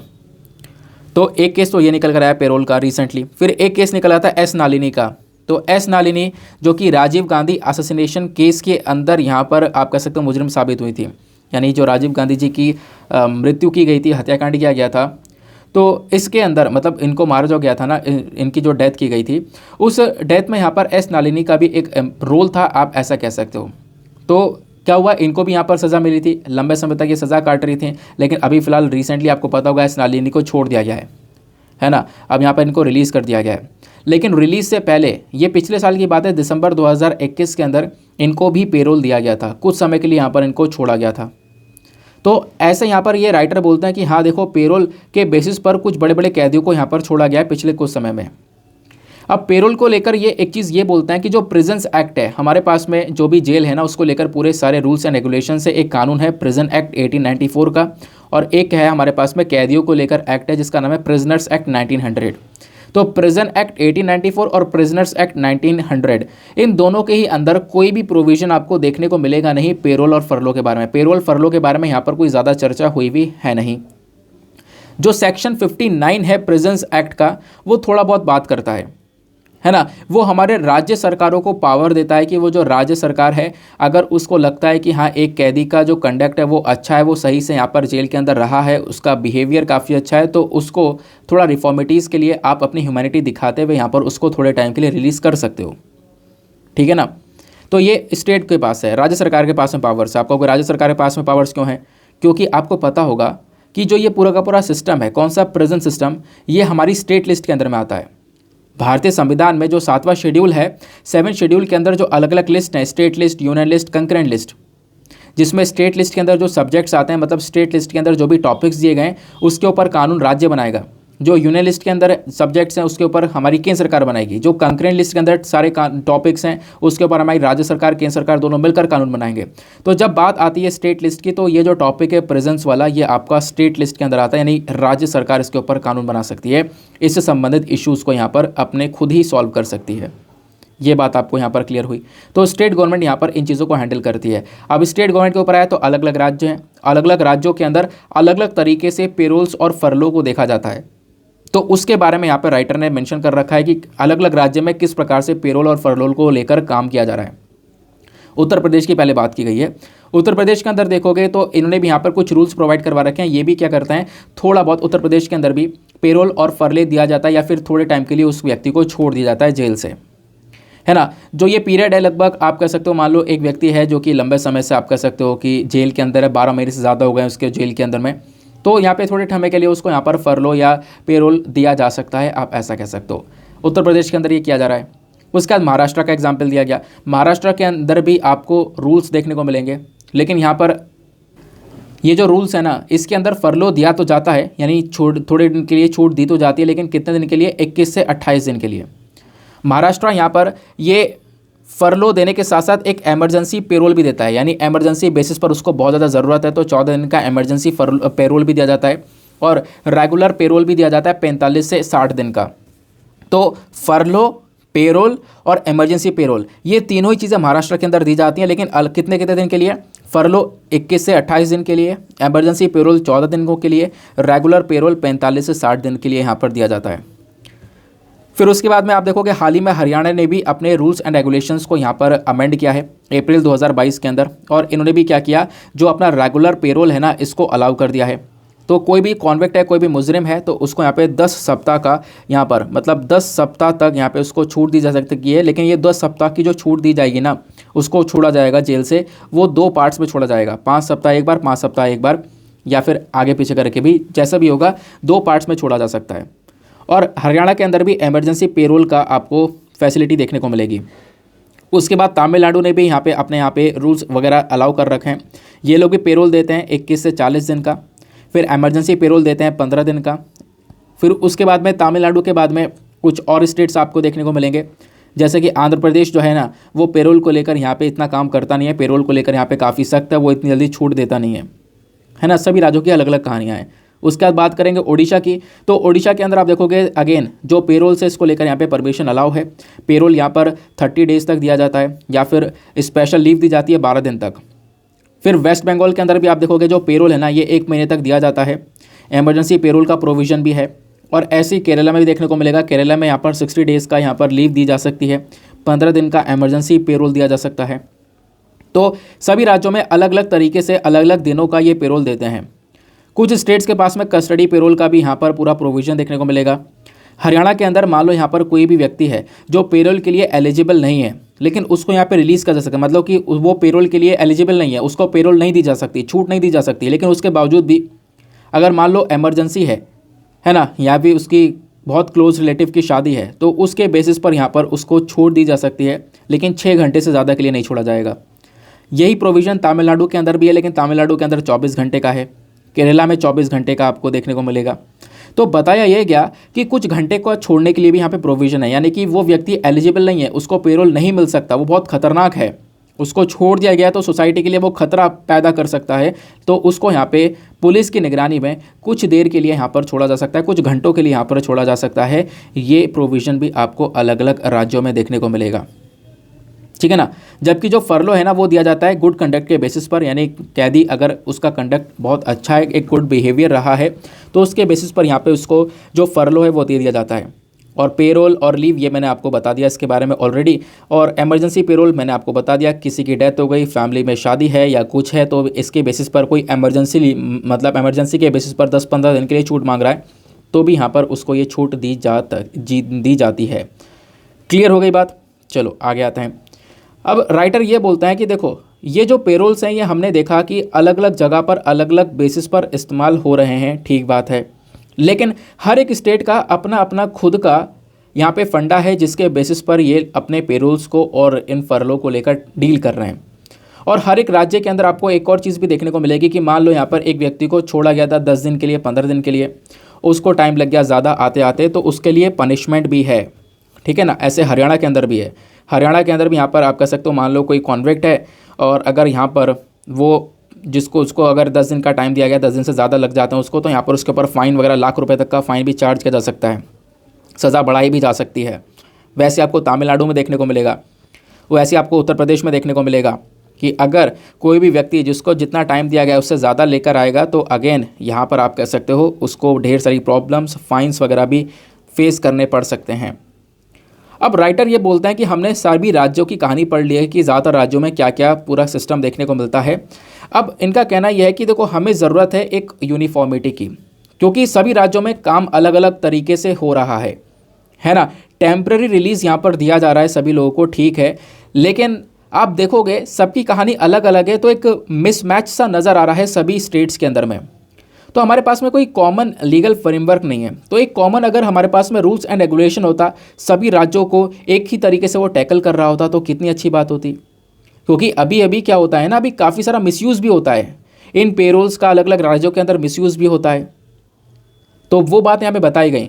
तो हम क्या कर सकते हैं, क्रिमिनल जस्टिस सिस्टम को और ज़्यादा इंप्रूव कर सकते हैं पेरोल और फरलो को लेकर कुछ कॉमन रूल्स एंड रेगुलेशंस लाकर, यानी सभी राज्यों को यही फॉलो करना पड़ेगा। क्योंकि अभी प्रेजेंट वाला टॉपिक स्टेट लिस्ट के अंदर में आता है, तो राज्य सरकार के पास में सारी पावर्स आती हैं इसके ऊपर कानून बनाने के लिए, लेकिन यहाँ पर जितने भी राज्य हैं वो साथ में इकट्ठा कर केंद्र सरकार से रिक्वेस्ट कर सकते हैं कि हमारे लिए एक लॉ बना दो, कॉमन लॉ। तो केंद्र सरकार यहाँ पर एक कॉमन लॉ बना सकती है पूरे देश के अंदर पेरोल और फरलो को लेकर कि हाँ इतने दिन तक छोड़ा जा सकता है, क्योंकि अभी सभी राज्यों के अंदर अलग अलग कहानी हो रही है। तो इससे अच्छा आप खुद देखो समझने में कितना मुश्किल है कि सभी राज्यों के अंदर किसी कहीं पर 10 दिन के लिए, कहीं पर 20 दिन में, कहीं पर 21 दिन के लिए छोड़ा जा रहा है। अगर सबके लिए एक ही दिन आ जाएगा तो कितना सही रहेगा।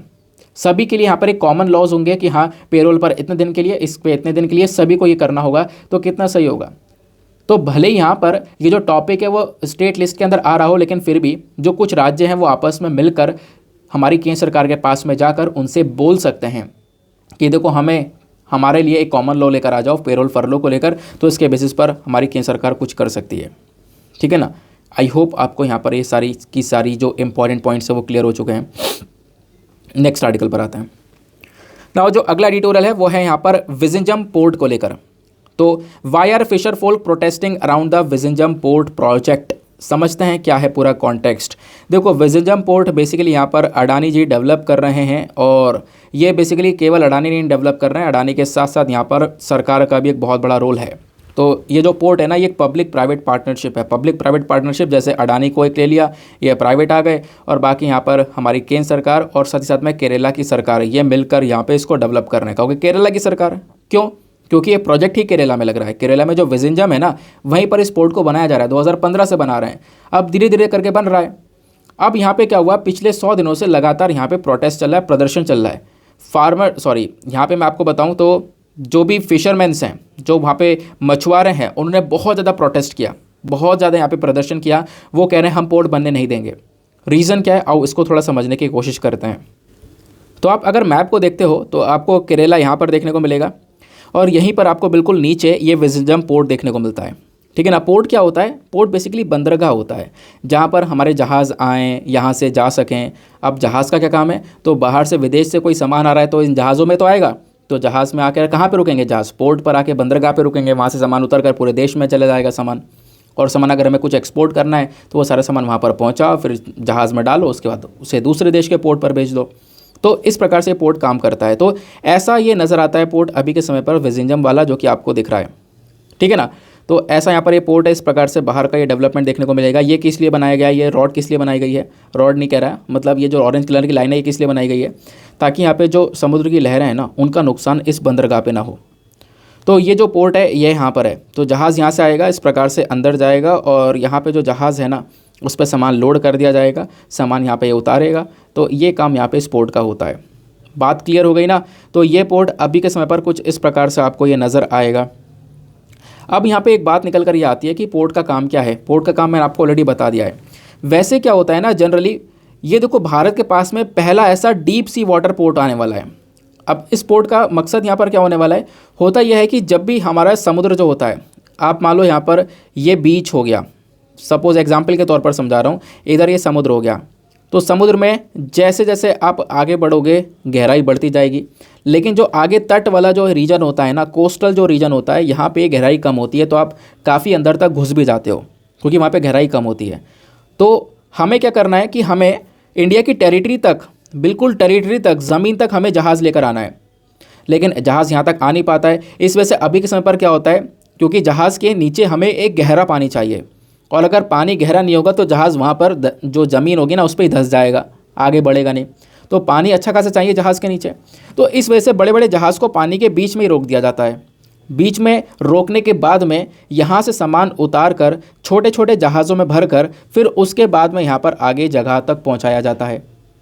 तो ये जहाज़ बीच में खड़े रहते हैं, लेकिन ये जो पोर्ट है इस पोर्ट को ऐसे डेवलप किया जा रहा है कि इस पोर्ट के अंदर ये पोर्ट ऐसा डेवलप किया जा रहा है कि यहाँ पे जो जहाज़ है वो एंड तक आ जाए, बिल्कुल लास्ट तक, ज़मीन तक, यहाँ पे इंडिया की टेरिटरी तक पहुँच जाए, ताकि हम सामान वहीं से डायरेक्ट उतार पाएँ और सही वहीं से डायरेक्ट भर पाएँ। कहोगे ऐसा कैसे हो जाएगा?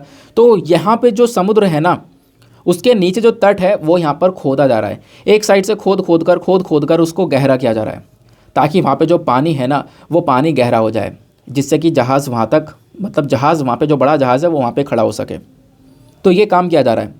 अब क्या होगा कि एक साइड पे, यहाँ पर एक साइड तो ऊंचा है, एक साइड में आपने कर दिया खूब ज़बरदस्त गड्ढा जहाँ पे आपका जहाज़ यहाँ पर खड़ा हुआ है। तो क्या होगा कि आसपास की जो मिट्टी है ना वो ऊपर से नीचे बहेगी और सारी की सारी बहकर वहाँ पर ये इकट्ठी होनी शुरू हो जाएगी यहाँ पर। इसी को हम लोग क्या बोलते हैं? सॉइल इरोजन बोलते हैं, ये आपको पता होगा। वही चीज़ यहाँ पर ये फिशरमैन्स बोल रहे हैं। फिशरमैन का कहना यह है कि हम ये पोर्ट इसलिए नहीं बनने देंगे क्योंकि ये जो गड्ढा किया गया है ना, इसके अंदर आसपास की ढेर सारी जो मिट्टी है वो आकर घुसने वाली है, भरने वाली है इसके अंदर। तो हमारे आसपास का सॉइल इरोजन देखने को मिलने वाला है, ताकि जिससे क्या होगा, हमारा एग्रीकल्चर अफेक्ट होगा। तो इस प्रकार से यहाँ पे फिशरमैन के काफ़ी सारे कंसर्न्स हैं। हालांकि यहाँ पर इस पोर्ट वालों ने ये बोला है कि हम लोग यहाँ पर एक दीवार बनाएंगे और वो मजबूत दीवार होगी जो कि यहाँ पर पूरी तरह से इस सॉइल इरोजन को रोकेगी, जैसा होता भी है यहाँ पर दीवार वगैरह बनाई जाती है, ठीक है ना। लेकिन यहाँ पर प्रोटेस्ट जो है तब भी आपको जारी देखने को मिलेगा। कहना यह है कि इसका नेगेटिव इम्पैक्ट पड़ता है हमारे एनवायरनमेंट के ऊपर, तो ये बात यहाँ पर बोली जा रही है। इस चक्कर में ये ढेर सारा प्रोटेस्ट देखने को मिल रहा है आज के समय पर विज़िंजम पोर्ट को लेकर। बात क्लियर हो गई। और मैं आपको बता दूं, ये पोर्ट अगर बन जाता है तो डेफिनेटली यहाँ पर एक बहुत बड़ा फ़ायदा होगा, एक विकास देखने को मिलेगा, डेवलपमेंट देखने को मिलेगा। क्यों? क्योंकि यहाँ एंड तक पोर्ट जाएगा, यहाँ पे सामान उतारेगा, सामान यहाँ पे वापस रखेगा, उसके बाद ये इंटरनेशनल लेवल पर ट्रेड करेगा। तो आप कहोगे अभी नहीं करता, अभी करते हैं हम, लेकिन जहाज़ को बीच में खड़ा कर देते हैं, है ना। उसका छोटे छोटे जहाज़ों में सामान भर के पहुँचाया जाता है। तो आप कहोगे अभी तक हम लोग अगर सामान आ रहा था तो कैसे आ रहा था? तो होता यहाँ पर ही था। जो श्रीलंका के अंदर कोलंबो पोर्ट है, यहाँ पर आपको जो दिख रहा है ना, ये कोलंबो पोर्ट ऐसा ही है जैसा यहाँ पर ये वाला बन रहे हैं, हम लोग जो बना रहे हैं ना, वैसे ही पोर्ट आपको श्रीलंका के अंदर कोलंबो पोर्ट देखने को मिलता है। तो इस वाले पोर्ट में जो जहाज़ है वो बिल्कुल एंड तक चले जाता है। तो वही चीज़ यहाँ पर की जा रही है, वैसे ही पोर्ट डेवलप किया जा रहा है जिससे ढेर सारा विकास होगा, ऐसा यहाँ पर मेंशन किया गया। लेकिन इसको लेकर कितना प्रोटेस्ट चल रहा है वो मैंने आपको ऑलरेडी समझा दिया। सरकार का, केरला गवर्नमेंट का इंस्टांस ये है कि केरला गवर्नमेंट इन फिशर्समैन्स को मना रही है कि आप ऐसा मत करो, क्योंकि इससे यहाँ पे केरला में ढेर सारा इन्वेस्टमेंट आएगा, ढेर सारा फ़ायदा देखने को मिलेगा। तो केरला सरकार यहाँ पर इस चीज़ को सपोर्ट कर रही है, ठीक है ना। तो मैंने आपको यहाँ पर ये समझा दिया। तो इस पर्टिकुलर प्रोजेक्ट का इंपॉर्टेंस क्या होगा वो बता देता हूँ। तो विज़िंजम इंटरनेशनल सी पोर्ट को लेकर जो भी इंपॉर्टेंट पॉइंट्स है वो मैंने यहाँ पर मेंशन कर दिया। आप लोग प्लीज़ इसको यहाँ पे PDF से डाउनलोड कर लेना। तो यहाँ पे मेंशन किया गया कि देखो इससे व्यापार में ढेर सारा फ़ायदा होगा, क्योंकि अभी के समय पर भारत के पास में कोई भी deep water container transshipment terminal ऐसा है नहीं, है ना। मतलब ऐसा गहरा पानी वाला ट्रांसशिपमेंट टर्मिनल नहीं देखने को मिलेगा। तो इस चीज़ की हमें यहाँ पर ज़रूरत है, और इस चीज़ को अगर हम पूरा कर दें तो हमारी जो डिपेंडेंसी है श्रीलंका के ऊपर और बाकी सारी कंट्रीज़ के ऊपर ये ख़त्म हो जाएगी। क्योंकि अभी हम लोग कोलंबो यानी श्रीलंका, सिंगापुर का इस्तेमाल करते हैं इस प्रकार के फैसिलिटीज़ के लिए। बात क्लियर हो गई? आगे आते हैं। नाउ एक यहाँ पर आपको छोटा सा आर्टिकल देखने को मिलेगा। क्या बात की जा रही है? हमारे प्राइम मिनिस्टर एक तरीके से आप कह सकते हो बातचीत कर रहे हैं हमारे अलग अलग राज्यों के साथ में, कि अलग अलग राज्य सब साथ में मिलकर कोऑपरेट करें। क्योंकि अभी पता है जो प्रेसिडेंसीशिप है, जो G20 की प्रेसिडेंसी है वो भारत के हाथ में आई है। तो भारत यहाँ पर इसकी प्रेसिडेंसीशिप को संभालने वाला है। इसके तहत यहाँ पर ये चाह रहे हैं कि जो अलग अलग स्टेट्स हैं वो सब मिलकर यहाँ पर आएँ, और इंडिया का जो नाम है वो ऑब्वियसली यहाँ पे इंडिया की जो एक इमेज है वो यहाँ पर क्रिएट करें, सब साथ में मिलकर काम करें। तो इन सभी लोगों को साथ में मिलकर कोऑपरेट करने के लिए यहाँ पर प्राइम मिनिस्टर ने मेंशन किया है कि सब लोग साथ मिलकर काम करेंगे। ये एक ऐसा ओकेजन है जो कि यहाँ पर ऑब्वियसली भारत को एक प्राउड फील करवाएगा। तो इसको लेकर अलग अलग राज्य के जो चीफ मिनिस्टर्स हैं वो पहुँचे हैं, जिनके साथ में डिस्कशन यहाँ पर किया गया है। अलग अलग चीफ मिनिस्टर ने अलग अलग अपने राय रखी। जैसे काफ़ी सारे लोगों ने बोला कि भारत के पास में G20 की प्रेसिडेंसीशिप आ रही है, ठीक है, लेकिन उसके बाद यहाँ पर आपको ये देखना होगा, ऐसा नहीं है कि इस सरकार की वजह से आई है, ये भारत की काबिलियत की वजह से G20 की प्रेसिडेंसीशिप आई है। तो इस प्रकार से मतलब यहाँ पर काफ़ी सारे लोगों का कहना है, जो भी यहाँ पर ओपोजिशन पार्टीज़ आपको देखने को मिलती हैं। ऑब्वियसली यहाँ से कुछ भी पढ़ने लायक नहीं है, तो आप लोग इसको स्किप कर सकते हो। बाकी यहाँ पर फिनेंस मिनिस्टर वाला आर्टिकल मैंने डिस्कस कर ही लिया है, और श्रीलंका वाला आर्टिकल भी मैंने यहाँ पर बता दिया है आपको। फिर बिजनेस पेज पर देखोगे तो एक छोटा सा आर्टिकल आपको यहाँ पर ये वाला देखने को मिलेगा। ये आर्टिकल क्या बोलता है, PMI signals upbeat services overseas orders post revival. मतलब यहाँ पर क्या है कि इंडिया के अंदर नवंबर के महीने में जो सर्विस सेक्टर है वो काफ़ी बड़ा है। सर्विस सेक्टर 56.4 तक पहुँचा है नवंबर के महीने में, ऐसा यहाँ पे बताया गया। जॉब यहाँ पर क्रिएट होती हुई नज़र आई हैं, हमारी इकोनॉमी जो है वापस से ग्रो करती हुई नज़र आई है नवंबर के महीने में, वो यहाँ पर मेंशन की जा रही है। वो सारी चीज़ें किसने दर्शाई हैं, वो यहाँ पर बताया है PMI ने, यानी कि परचेसिंग मैनेजर्स इंडेक्स ने। थोड़ा PMI के बारे में डिस्कस कर लेते हैं। तो PMI क्या करता है, यहाँ पर आपका एक सर्वे देता है महीने के स्टार्टिंग में। जैसे अभी हम दिसंबर में हैं तो नवंबर का सर्वे आया, अब जनवरी में जाएंगे तो दिसंबर का सर्वे। यहाँ पर अगले साल हमें पता चलेगा कि इस महीने क्या क्या रहा है सिचुएशन बिजनेसेस को लेकर। तो बिजनेसेस से पूछताछ करने के बाद में ये यहाँ पर डेटा आता है। जो PMI है ये 0 से लेकर 100 के बीच में नंबरिंग देता है, स्कोर देता है। और अगर 50 से ऊपर का स्कोर है तो समझ लो बेहतर परफॉर्मेंस यहाँ पर देखने को मिल रहा है। तो नवंबर के महीने में अभी जो सर्विसेज का स्कोर है वो 56.4 के आसपास देखने को मिला है, जो कि काफ़ी बेहतर है। तो वही चीज़ यहाँ पे बताएगी कि आपकी बार जो हमारी इकोनॉमी है, जो सर्विसेज है, वो काफ़ी ज़्यादा ग्रो होती हुई नज़र आई हैं। तो परचेसिंग मैनेजर्स इंडेक्स क्या है, जो कि हमारे बिजनेस सेक्टर्स को यहाँ पर मेंशन करता है, कंट्री की इकोनॉमिक को यहाँ पर बताता है, उसकी हेल्थ को यहाँ पर मेंशन करता है, कुछ स्कोर्स वगैरह प्रोवाइड करवा कर। तो ये आर्टिकल्स हो गए। तो ये हमारे छोटे आर्टिकल्स, एडिटोरियल्स, ये सारी चीज़ें हम लोगों ने अभी कवर कर ली हैं। लेकिन अब हम लोग चलते हैं प्रीलिम्स रैपिड फायर वाले सेशन की तरफ, है ना। तो आपको पता होगा कल हमने एक सीरीज स्टार्ट करी है प्रीलिम्स रैपिड फायर करके, यानी कि जो प्रीलिम्स के लिए इंपॉर्टेंट टॉपिक्स हैं, उन इंपॉर्टेंट टॉपिक्स को हम यहाँ पर कवर करा करेंगे, ठीक है ना। कल मैंने कुछ क्वेश्चंस आपके साथ में डिस्कस करे थे, आज भी कुछ क्वेश्चंस डिस्कस करूंगा। मतलब ये टॉपिक ऐसे होने वाले हैं जो कि न्यूज़ में बने हुए हैं। कुछ 8 से 10 टॉपिक रोज़ डिस्कस किए जाएंगे। अभी मैं थोड़े थोड़े लेकर आ रहा हूँ, फिर धीरे धीरे यहाँ पर इनकी संख्या को बढ़ा दिया जाएगा। प्रीलिम्स रैपिड फायर क्या है, थोड़ी सी जानकारी लेते हैं। देखो इसमें क्या होगा, प्रीलिम्स के लिए कुछ इंपॉर्टेंट टॉपिक्स होते हैं। जैसे द हिंदू के अंदर जितने भी आर्टिकल्स हैं वो आर्टिकल्स थोड़े से कम ही रहते हैं जो कि खास इंपॉर्टेंट होते हैं, वो मैंने डिस्कस कर लिए। इसके अलावा कुछ और इंपॉर्टेंट सोर्सेज रह जाते हैं, जैसे कि हमारा इंडियन एक्सप्रेस हो गया, PIB हो गया, AIR हो गया, है ना, ऑल इंडिया रेडियो न्यूज़ हो गई। तो इन सब को लेकर जो भी इंपॉर्टेंट आर्टिकल्स हैं वो सब मैं आपके साथ में डिस्कस करूंगा इसी प्रीलिम्स रैपिड फायर वाले सेशन के अंदर में। तो यहाँ पे जो भी क्वेश्चंस मैं आपके साथ में डिस्कस करूंगा वो आपसे प्रीलिम्स में पूछे जा सकते हैं और एक क्वेश्चन की फॉर्म में तैयार किया जाएगा। क्वेश्चन तो आपको समझ में आएगा ही आएगा, क्वेश्चन की प्रैक्टिस होगी, प्रीलिम्स के लिए आप तैयार हो रहे होंगे। उसके साथ साथ आपको वो आर्टिकल समझ में आएगा, उस न्यूज़ के बारे में भी आपको इन्फॉर्मेशन मिल जाएगी। एग्जाम्पल के तौर पर समझाता हूँ। जैसे आज का प्रीलिम्स फायर का पहला क्वेश्चन जो है वो क्या है, with reference to the Sangai deer consider the following statements. ऐसे सवाल पूछता है ना यूपीएससी, तो बिल्कुल उसी लेवल के क्वेश्चन आपको देखने को मिलेंगे। तो सांघाई डियर के रेफरेंस में आपको यहाँ पर 2 स्टेटमेंट दिए गए हैं, बताना है कि कौन सा स्टेटमेंट सही है। पहला स्टेटमेंट बोलता है कि सांघाई डियर पाया जाता है पन्ना नेशनल पार्क के अंदर। दूसरा, यहाँ पर सांघाई डियर को IUCN लिस्ट के अंदर वल्नरेबल कैटेगरी के अंदर रखा गया है। बताओ इसमें से कौन सा स्टेटमेंट जो है वो सही है। ऑप्शन है 1 ओनली, 2 B2 ओनली, C दोनों सही हैं, या फिर D दोनों के दोनों गलत हैं।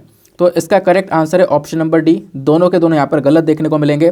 तो पहला भी गलत है, दूसरा भी गलत है। चलो अब इसको समझते हैं। पहले मैं आपको न्यूज़ बताऊंगा कि आखिरकार न्यूज़ क्या है, ये न्यूज़ में क्यों है, पहले ये डिस्कस करेंगे। फिर उसके बाद पूरी कंप्लीट खबर पढ़ा दूंगा, फिर उसके बाद में आप क्वेश्चन भी सॉल्व कर पाओगे। तो खबर यहाँ पर यह है कि रिसेंटली हमारे प्राइम मिनिस्टर ने मणिपुर सांगाई फेस्टिवल का उद्घाटन किया है। मणिपुर सांगाई फेस्टिवल मणिपुर के अंदर, मणिपुर राज्य में एक बहुत इंपॉर्टेंट ये फेस्टिवल है जो कि सेलिब्रेट किया जाता है 21 से 30 नवंबर के बीच में। इस वजह से ये न्यूज़ में था। इस फेस्टिवल का, इस त्यौहार का पर्पस, इसका ऑब्जेक्टिव यह है कि मणिपुर को हम लोग as world class tourism destination की तरह देखें। दुनिया भर में यहाँ पर टूरिज्म की तरह मणिपुर को देखा जाए, लोग घूमने आएँ, ये हमारा एक पर्पस होता है। ये जो फेस्टिवल है ना, इस फेस्टिवल का जो नाम है सांगाई, आपने देखा होगा इसमें लगा हुआ है। तो सांगाई क्या है, सांगाई यहाँ पे मणिपुर का स्टेट एनिमल है, उसका राज्य एनिमल आपको ये देखने को मिलेगा। तो वो बोला गया कि सांगाई के नाम पर ही यहाँ पर इसका नाम रखा गया है। तो सांगाई यहाँ पर एक डियर है, एक हिरण की यहाँ पर प्रजाति देखने को मिलती है, जो कि केवल और केवल मणिपुर में ही पाई जाती है, ठीक है ना।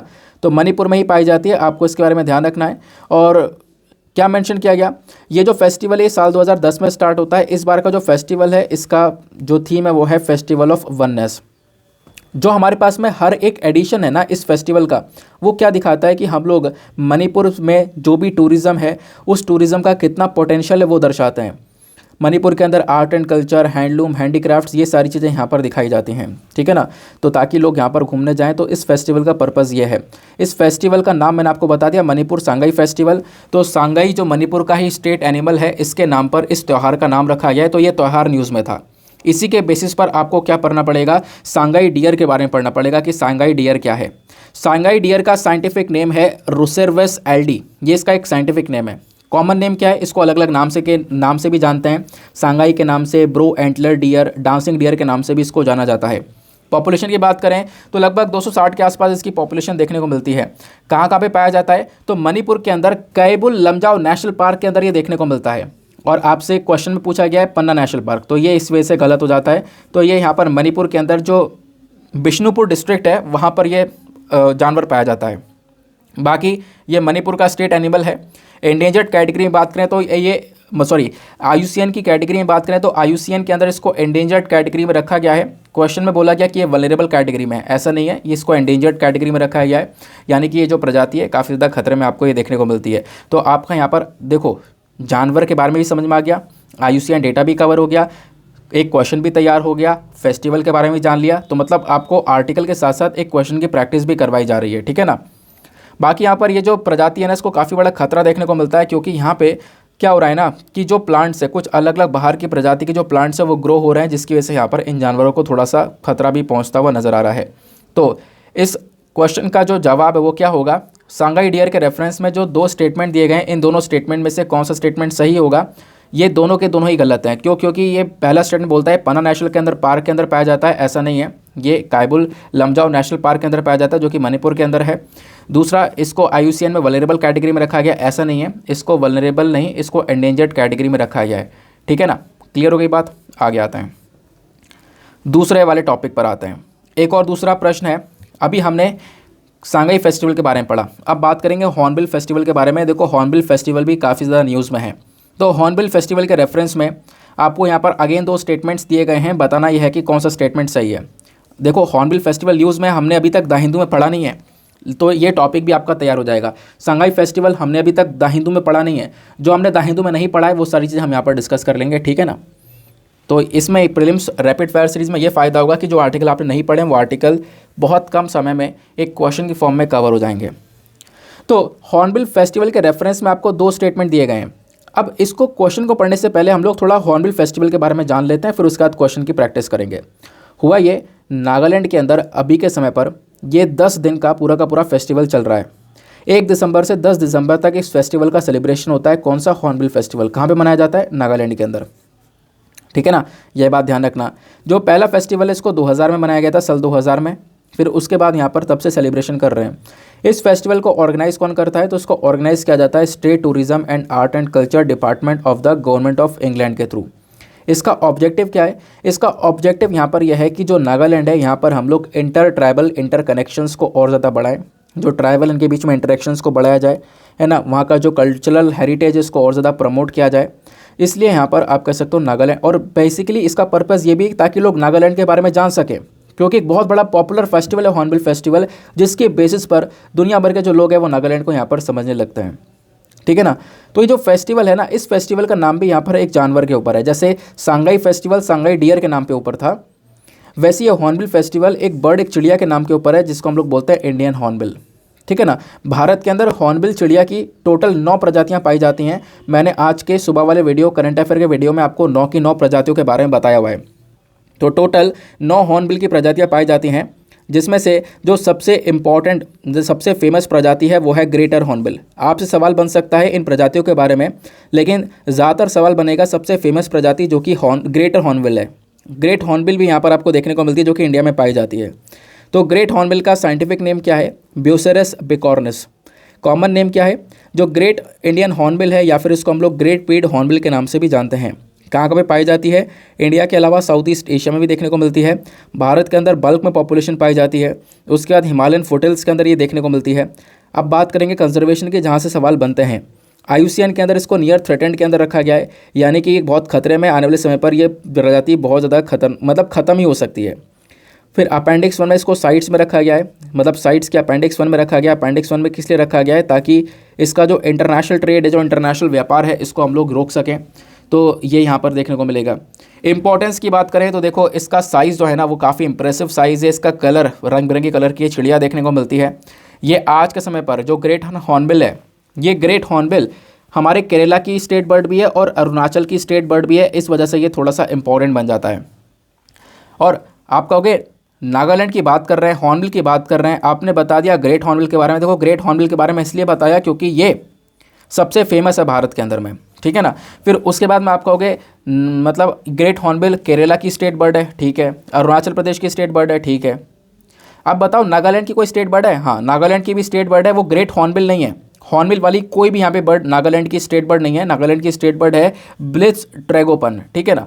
तो ये आपको वनडे एग्जामिनेशन के लिए भी ध्यान रखना है।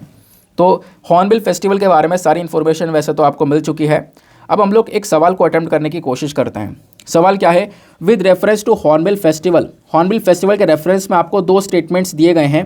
पहला स्टेटमेंट बोलता है कि जो हॉर्नबिल का पहला फेस्टिवल वो साल 2000 में हुआ था। दूसरा स्टेटमेंट बोलता है कि इस फेस्टिवल को ऑर्गेनाइज किया गया था state tourism art and culture department of government of England के थ्रू। तो दोनों के दोनों स्टेटमेंट बिल्कुल सही हैं, है ना। तो इसका करेक्ट आंसर क्या हो जाएगा? ऑप्शन नंबर सी, बोथ 1 और 2। बात क्लियर हो गई? उसके बाद एक और क्वेश्चन है। हमने यहाँ पर कल इस वाले क्वेश्चन को पढ़ा नहीं था, वैसे कल कवर करना भूल गए थे, मतलब एंड वक्त पर वीडियो थोड़ा मतलब अच्छा इसका आंसर मैं लाना भूल गया था शायद, है ना। तो यहाँ पे जो क्वेश्चन है क्या बोलता है? विद रेफरेंस टू बॉगेट कंसिडर द फॉलोइंग स्टेटमेंट्स। बॉगेट क्या है? देखो बॉगेट बेसिकली आज के समय पर ना फ्रांस के अंदर सबसे ज़्यादा खाया जाने वाला एक फूड है। फूड क्या कहोगे? ये जैसे हमारा बन होता है ना, जिसको हम लोग पाव बोलते हैं, पाव लंबा लंबा बन आपने देखा होगा, वैसे यहाँ पे बगड़ होता है। इस प्रकार से जो बंद होते हैं लंबे लंबे करके बंद होते हैं जिसको हम लोग पाव बोलते हैं, तो वो पाव ही कहलाता है ये बॉगेट।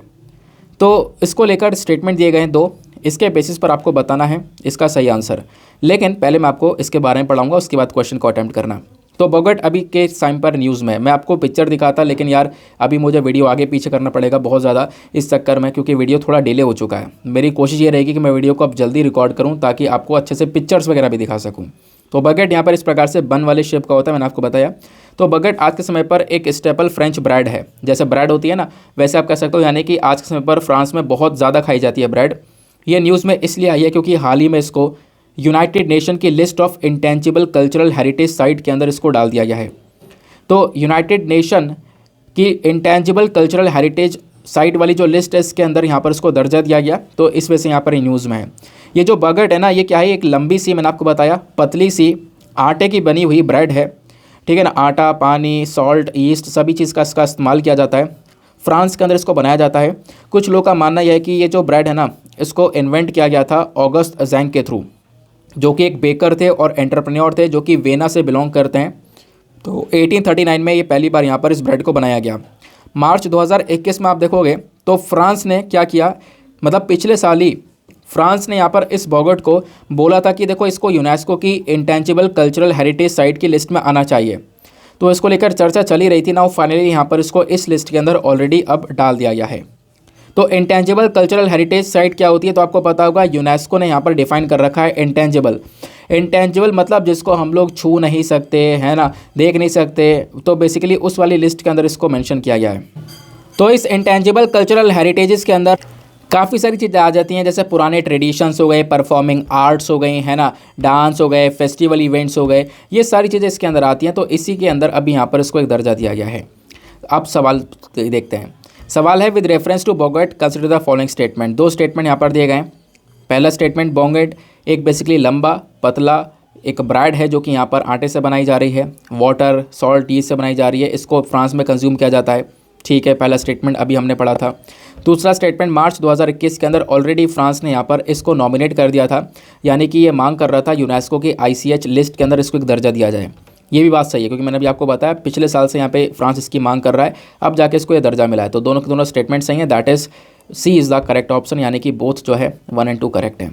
अब देखो यार, मैं यहीं पे इसको समाप्त कर रहा हूँ। तो आप कहोगे सर आप तो कह रहे थे 10 क्वेश्चन लेकर आओगे, 10 क्वेश्चन को डिस्कस करने के लिए टाइम चाहिए। तो हाँ बिल्कुल टाइम दूंगा, मैं 10 क्वेश्चन डिस्कस करूंगा। मैं लाया भी 10 क्वेश्चन हूँ, मैं आपको दिखा देता हूँ। जैसे 3 क्वेश्चन डिस्कस किए, उसके बाद यहाँ पर आप देख पा रहे होंगे एक क्वेश्चन बेलागांव डिस्प्यूट को लेकर है। देखो एक क्वेश्चन ये है, फिर उसके बाद में इसके नीचे कई क्वेश्चन मैंने लगा रखे हैं। यहाँ पे आप देख पा रहे होंगे स्वर धरोहर फेस्टिवल न्यूज़ में है, उसको लेकर एक क्वेश्चन लेकर आया हूँ। फिर यहाँ पर सारा न्यूज़ मैं इसको लेकर यहाँ पर एक क्वेश्चन लेकर आया हूँ। फिर उसके बाद में यहाँ पर एक्सप्लेनेशन वगैरह सब कुछ है। एक्साइज अग्नि वॉरियर इसको लेकर क्वेश्चन है। तो ऐसे कई क्वेश्चन मैं ऑलरेडी लेकर आया हूँ, इसका डिस्कशन मैं अभी नहीं कर रहा हूँ। धीरे धीरे मतलब क्वेश्चन यह कि मैं लाता रहूँगा रोज़ाना इसके अंदर ऐड करता रहूँगा। जैसे ही आप मतलब कि अभी के टाइम पर वीडियो यार थोड़ा लेट हो जा रहा है, बस खाली ये पर्पज़ है मेरा, वरना अभी मैं 10 मिनट और लगेगा तो वीडियो थोड़ा सा डिले हो जाएगा, तो इस वजह से मैं इसको रोक रहा हूँ। तो कहोगे ये क्वेश्चन जो लेकर आए वो कब डिस्कस करोगे? जैसे ही आर्टिकल कम होंगे, जैसे आज आर्टिकल बहुत सारे थे, कल आर्टिकल थोड़े कम आएंगे, सैटरडे में, कल नहीं परसों आर्टिकल कम आएंगे, तो उस दिन यहाँ पर थोड़ा टाइम लेकर उसी दिन इकट्ठे सारे कर लिए जाएंगे। लेकिन क्वेश्चन रोज डिस्कस के जाएंगे, 2-3 डिस्कस करें तो वो, अगर मैं 2-3 डिस्कस कर रहा हूँ तो 2-3 भी आपको मैं बता दूंगा। डोंट वरी, ये सारे क्वेश्चन मैं आपको पीडीएफ में दे दूंगा, आप वहाँ से पीडीएफ से ही पढ़ ले सकते हो, ठीक है ना। बाकी मैं इकट्ठे करता रहूँगा, साथ में धीरे धीरे करके डिस्कस करता रहूँगा। और अब मैं कोशिश करूँगा कि जल्दी इस वीडियो को रिकॉर्ड करूँ। जब जल्दी रिकॉर्ड करने बैठूँगा तो ऑब्वियस ही बात है, यहाँ पर थोड़ा टाइम ज़्यादा लगाकर 1 घंटे 20 मिनट के अंदर प्रॉपर क्वेश्चन भी होंगे और प्रॉपर यहाँ पर आपके सारे आर्टिकल्स भी होंगे। और मिलता है आप लोगों से फिर उसके बाद में अगले वीडियो में। अच्छा, पहले हम लोग अपने प्रीलिम्स के सवाल को देख लेते हैं। तो प्रीलिम्स का जो सवाल था कि इन चारों जगह में से कौन सी ऐसी जगह है सबसे ज़्यादा जहाँ पे मस्क डियर पाए जाते हैं, तो इसका करेक्ट आंसर है ऑप्शन नंबर ए 1 और 2, यानी कि आस्कोत वाइल्ड लाइफ सेंचुरी और गंगोत्री नेशनल पार्क, ये 2 एरियाज़ हैं जहाँ पर नेचुरल इनका हैबिटेट देखने को मिलता है, यानी जो मस्क डियर हैं उनका नेचुरल हैबिटेट देखने को मिलता है। तो अभी यहाँ पर एक और सवाल मैंने सॉल्व किया है डियर को लेकर, आपको याद आ रहा होगा, अभी हमने डियर के बारे में पढ़ा है ना, सांगाई डियर के बारे में, तो आप देख पा रहे होंगे जानवरों को लेकर कैसे सवाल बन जाता है। और ज़्यादा पुराना है भी नहीं, साल 2020 में यह प्रश्न पूछा गया था, ठीक है ना। नाउ मिलता है आप लोगों से अगले वीडियो में। आज के लिए bye bye, have a nice day, thank you and जय हिंद।